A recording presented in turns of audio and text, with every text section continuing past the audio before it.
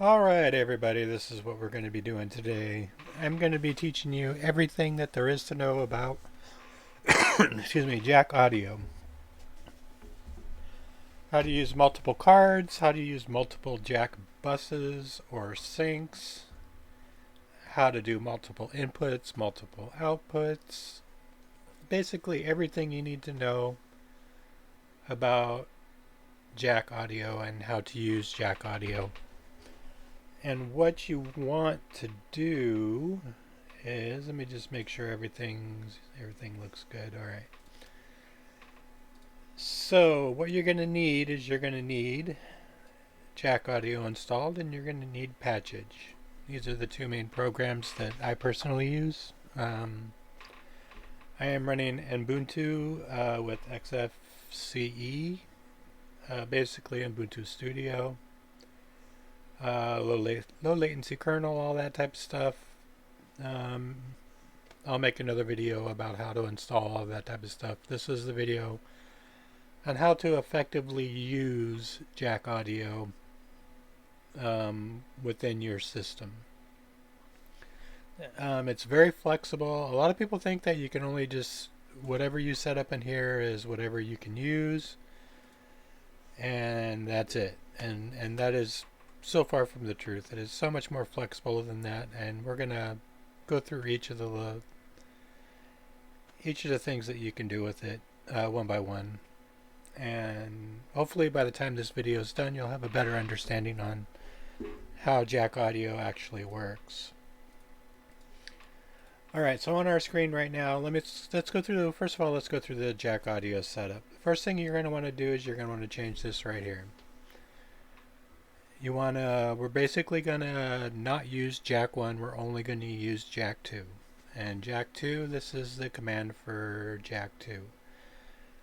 By default, this is going to be jack 1. And most of the people where they get confused is you're running jack 1 and jack 2 at the same time, which causes a lot of confusion.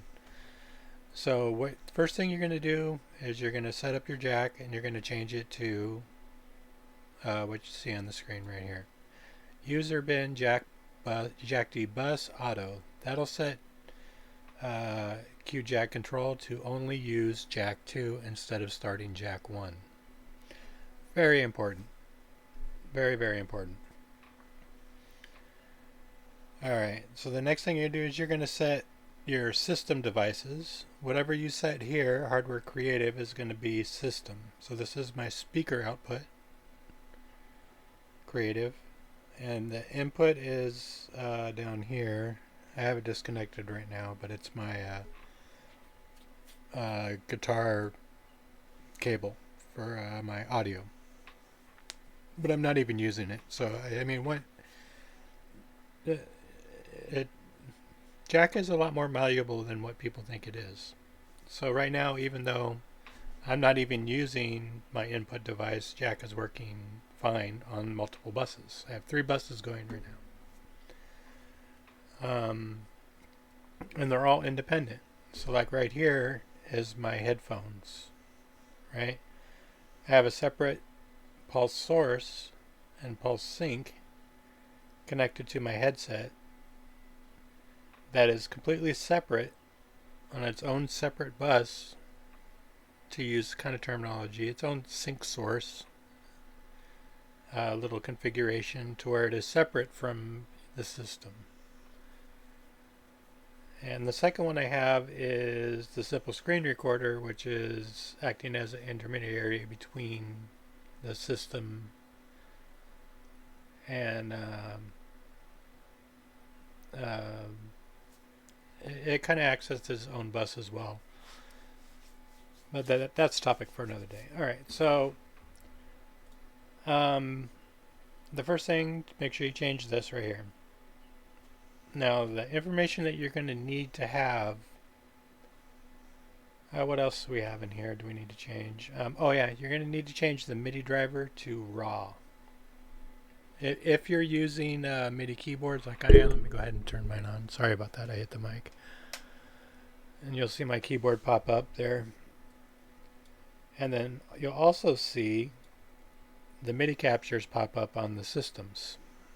Those are going to be important later. So just make sure you have everything turned on.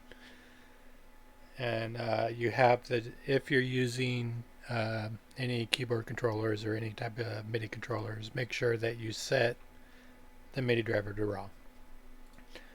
Since I'm recording, I set it to 1024 frame periods. Hopefully we don't get too many overruns. I always get overruns no matter what. I can run it at 256 and get the same amount of overruns as I do as a 1024. So there's something with my system, and I'm pretty sure it's my VR headset and my full room, my room sized VR that's plugged in that's probably causing some hiccups with it. Probably on the PCIe bus. Anyway, but so the first thing that we're going to do is I'm going to show you how to get all of this information into Jack, because normally when you just start Jack, you just have system and you have the pulse audio syncs. All right. So what you do is we're going to open up a terminal and we're going to type in cat /proc/a sound, since we're also sound cards. If you've seen any of my other how-to tutorials or whatever, you're pretty familiar with this. Now, what this gives you, the important information on this screen is not the hardware numbers here, because these hardware numbers change every time that you reboot your system. So right now, audio is 0, or hardware 0 is Rift Audio, and that could change the next time. That might be 3 because it's a USB. Everything USB can move around. So in order to get around that, we're going to use the card names here. If we always call it by the card name, it doesn't matter what the device ID is here. And I'm going to show you how to do that. So what we do is we're going to create a script. I named mine afterload.sh. You can name it whatever you want. Just put a .h on it. After you create it, go to properties, go to permissions, and allow it to run as a program. It needs to execute. You need to be able to execute it. And that's very important, because if you create the script and it's not executable, then it's not going to run.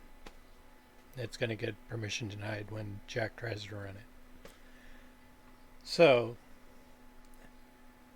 let's go through this script with this information that we have here. First thing I do is I give it a sleep of 2 or 3, somewhere around there, just to give everything a chance to load, and just kind of, it seems to work better with a sleep of 2 or 3,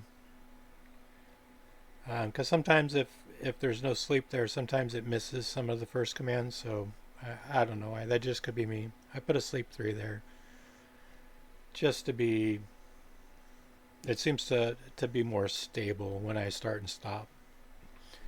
The first command we're going to come to is pulse audio command, PA command, set default sync jack out, and then pulse audio command, set default sync jack in. What that does is it changes these automatically, the sources and pulse audio, to the jack syncs.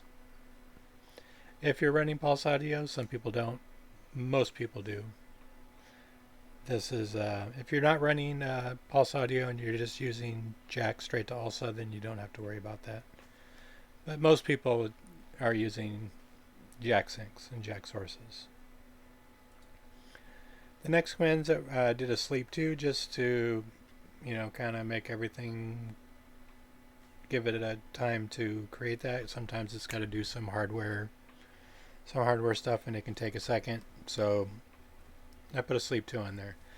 The next one we're going to use is pulse audio control load dash module dash jack dot sync client underscore name equals pulse underscore sync 2 underscore, pulse underscore sync underscore 2 channels equals 2, connect equals no. That's going to load an additional jack sync with the name pulse sync 2, 2 channels, and it's not going to automatically connect to anything. PA control pulse audio control load module jack source with the name pulse source 2, channels 2, auto connect no. Those are these right here. So that's going to be my alternate bus, and I'm going to show you how to use that effectively, especially with like Discord and things like that.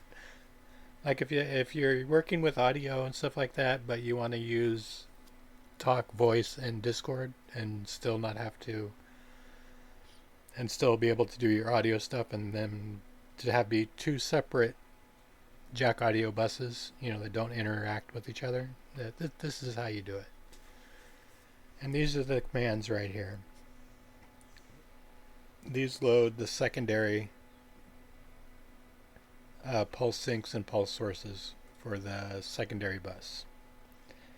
The also in dash J means the name that it's going to show. Yeah, that seems like it's changing every minute. I'll have to fix that. Anyway, also in microphone D dash D for device, hardware, colon, and then it's card equals creative. Here's the card here, creative. We're going to use card names, not the hardware number, the card name. Card equals creative. Dash R is the sample rate, and we're going to have 44100. And then all of the output of the command we're just going to throw in the trash, and then we're going to go to the next one. Also input, and also in, otherwise known as also in. This name is going to be headset mic, dash D, hardware, card equals Chroma. That's this one right here. That's my Chroma. As you can tell, it's my Razer Kraken 7.1 Chroma. And since it's in, it's going to take the default input at a sample rate of 44100. And then we're just going to throw all of the output to the trash. Also in, with the name of Rockstar, dash D, hardware card equals adapter. So we look over here for adapter. That's my Rocksmith USB guitar adapter, right? I use that for real-time guitar playing.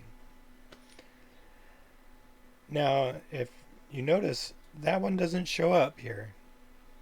And the reason why it doesn't show up is because it's going to be named system.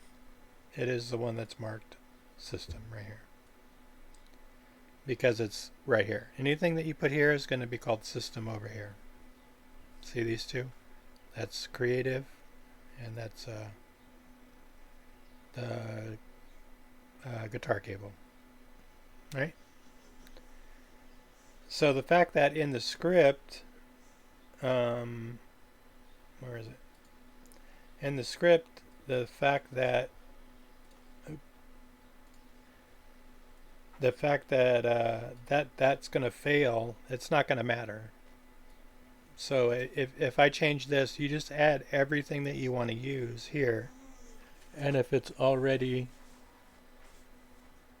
my dog just made a weird noise. If it's already in use, it's just going to error, and it's not going to add it, but it will be added. It'll be system, anything that's here. And then headset out is here, microphone is here, headset mic is here, Rocksmith is system, creative out is system, and headset out is here. So that creates all of the devices that we're going to be using. This creates the additional syncs here that we're going to be using, right? And this sets the default here to the system for the first jack bus, which is I call the system jack bus. We do have another jack bus called system source 2. We could set it to if we wanted to. And if you wanted to do that, you would just change the name here to 2. Right? But don't confuse yourself. Just use these commands and understand that those are the system bus. And then the new syncs that you create will be an additional. You can create Pulse Source 3 and Pulse Sync 3, 4. You can do as many as you want. Like if I wanted to create another bus just for my microphone, and so I could create another source, Pulse Source 3, and use it only for my microphone if I wanted to do that. But with the system that I have set up, I have no need to do that, so it's not that big of a deal. So as long as you understand the correlation between card equals the name, and instead of using the hardware numbers, because when I turn on my system again, they're going to be all in different order because they're USB devices and they're assigned based on when they respond to whatever the system does to do it. They're going to be in different orders. I don't need the Rift, my VR headset audio. I don't need my webcam audio, although I could add that in there just for some more flexibility, I guess. Another input, I guess, if I wanted to do that. But I have my condenser mic here, which is fine, which is this one here that I use for making videos, so I don't really need that. So this is just what I need and what I normally use. So, take a screenshot, do whatever you need to do. This right here, you're going to come up, your list is going to be completely different based on your hardware that you have in your system. You just need to understand that the card equals, and then you put the name of the card that you want. And then the sample rate, 44. I use 44100. You can easily make it for 48,000. That's fine if you want to do that. I personally don't do that because my outputs are all 44100. So I have a couple cards. I think the Creative can do 4800, but the Chroma can only do 44100. So I just kind of defaulted everything to 44100. And that works for me. But if you need 48,000, you can do 48,000, no problem. If your hardware supports it, just change the rate here to whatever you want. All right, so what does this allow us to do? The big thing that it allows us to do is create. There's two or three main things that it allows you to do, and we're going to start with it allows you to output to multiple devices. So once you have everything up and everything comes up in package, let's say I want to output both to my system speakers and to my headset.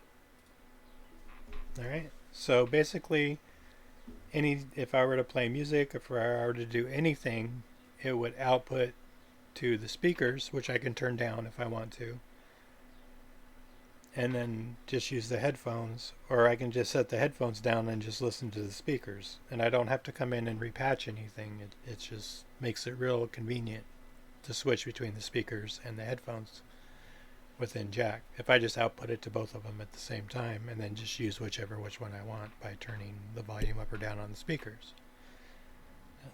So that makes sense, right? Another thing that you could do is you could blend in multiple inputs. So let me reconnect this one up here. And you'll find out why I'm reconnecting that in just a minute. So if we have the microphone, let's say, and this one here is my guitar table. Let's say I wanted to, we'll run Guitar X here. I'll minimize it to get it out of the way, just so we can work with it in the patching program. So it's connected to the guitar cable, right? And now I need to output it to something, right? So I can output it to system playback, or I can output it to the jack source, right? And then I could also output it to the simple recorder if I wanted to, I think.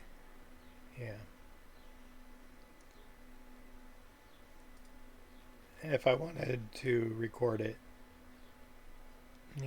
so I mean, there's lots of different configurations. I mean, it's pretty much endless on what you can do with it. Or I can just output it to the speakers, right? Which is automatically going to connect it, right? So you can configure each individual device on how you want it to be used. And let me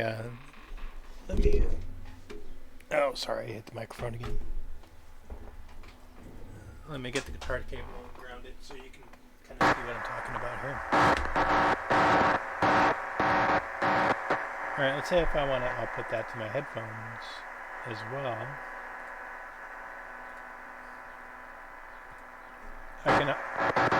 Now I can hear it in my headphones. Alright. So let's disconnect all that. And we're going to close out Guitar Rig.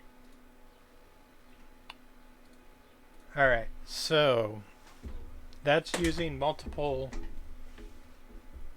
inputs, multiple outputs. That's one advantage that you have to use in the system. One of the biggest advantages is you can have separate buses. For example, if I wanted to run Discord, and say I wanted to run I don't know, a door or a hydrogen. We'll use hydrogen, right? And I gotta keep this all on one screen, so I'm gonna... So hydrogen right now is going into system, right? And into simple recorder, so if I were to play this, you'd actually hear it. Right?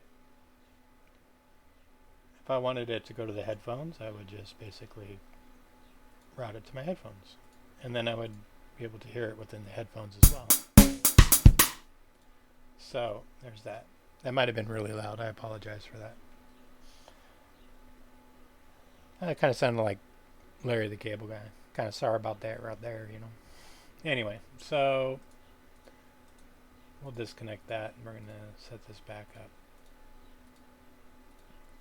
Whoop. Missed setup.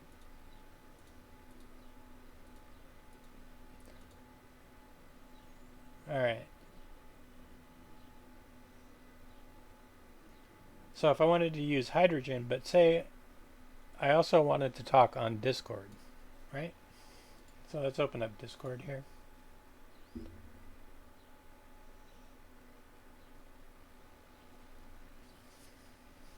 And I wanted to use my headset for voice chatting on Discord, right?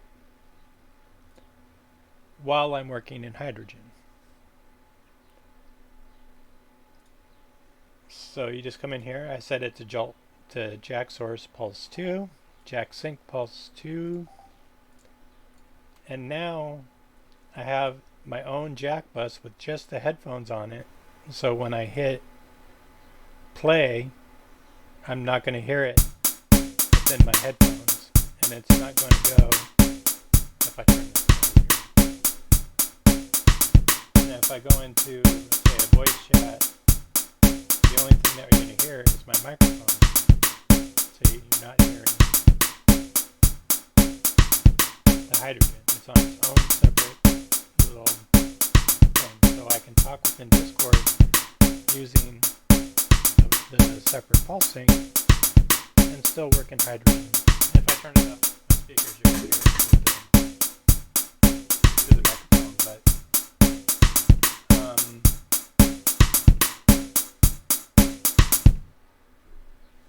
so that's kind of how that works. So if I were to change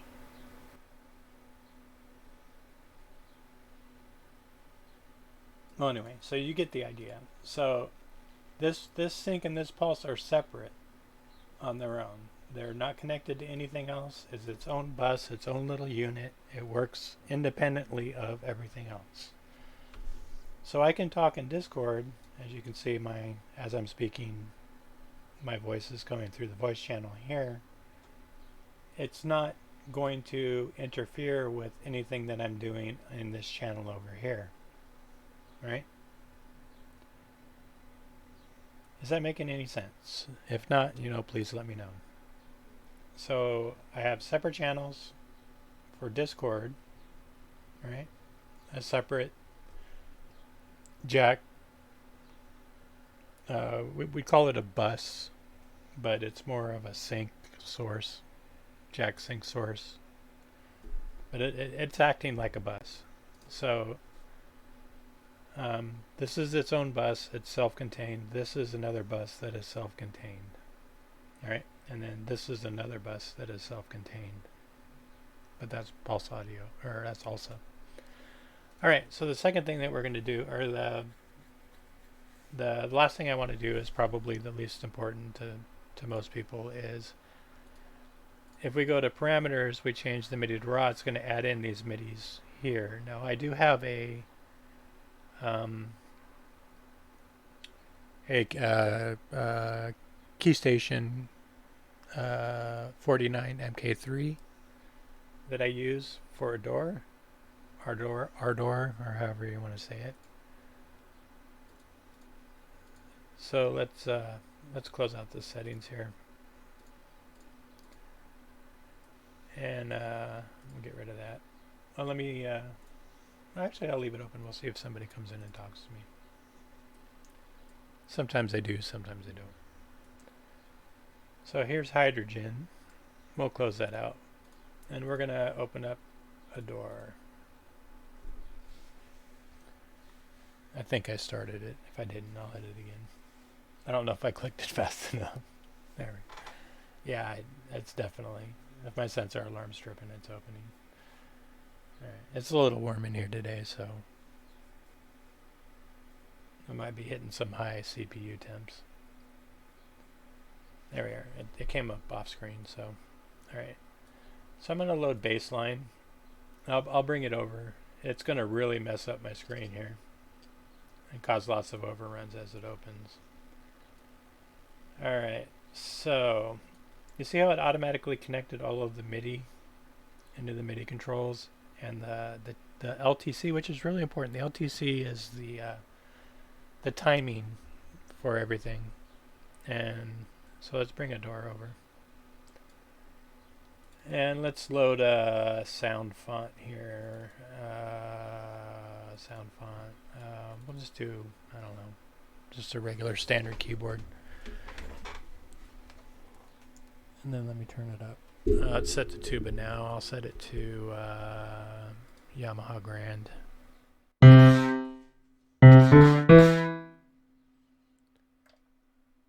It's a little loud, huh?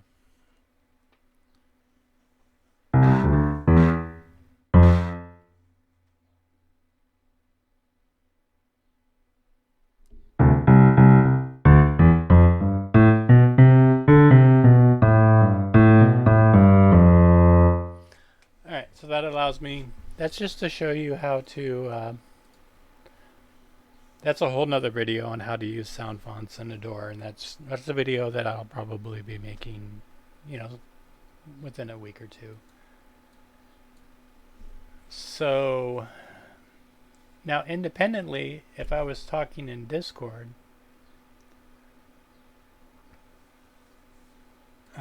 using my headset mic, even though, see how the mic is picking up my voice from talking, but I have it muted.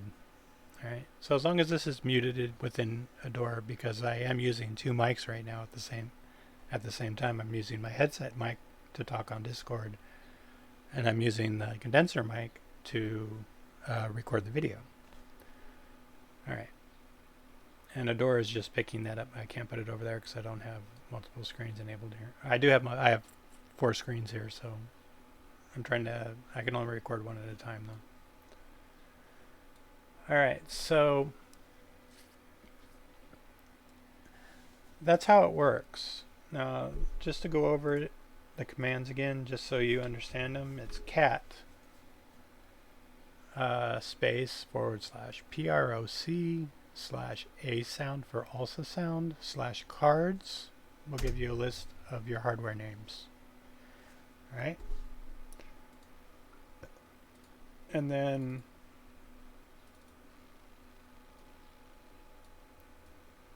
when you create the also in and the also out commands, you just use the hardware name with card equals the hardware name and the sample rate. Everything else will use the defaults. So you can set latency, and there's lots of other options that you can use. Or you need, if I just look up also in and man also in, and it'll give you all the different options if you need them. I personally don't need them, so my defaults are good enough for me. So if it's an also in command, it's going to use the default input. If it's an also out, it's going to use the default output. If you need to specify a particular device, you just put a colon or a dash dev equals 0, 1, 2, 3, whatever device that you need to put in there. That's how you do the sub devices if you need to do that. It's got to be capital equals and then whatever. I personally don't have to do that on the hardware that I particularly use, but anyway, I think that'll about do it. Hopefully that gives you a really good understanding on how jack audio works. If it doesn't, just let me know. I'm gonna cancel. Don't save it. And then we'll save and quit. That's how it works. You can set up multiple buses, you can use multiple cards, you can output to multiple cards, you can input from multiple cards. You can set up as many buses as you want, independent buses. Jack audio is very flexible when you know how to use it. And the problem is nobody really kind of gives up the secrets on how to do it. So when I looked for information on how to do all of this stuff together, I could find how to do one thing, but there was nothing that put it all together, and that's what this video is meant to address. So hopefully that gives you a good idea. If not, leave me a comment. If you're running into any problems, you have any questions, just leave me a comment. I'll get back to you as soon as I get it. And you all have a really good day.